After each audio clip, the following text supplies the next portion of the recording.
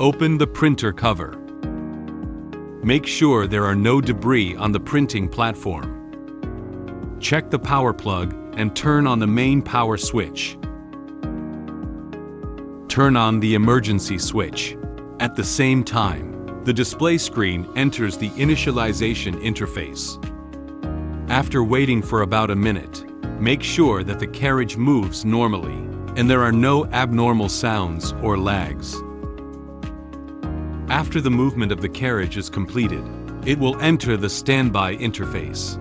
Adjust the white ink circulation switch to the 30% to 50% range. Press the manual cycle button. A red light will light up, and there will be a stirring sound. Make sure there is enough ink in the ink tank.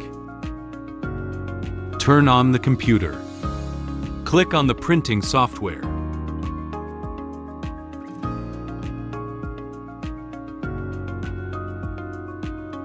Green sign indicates normal connection.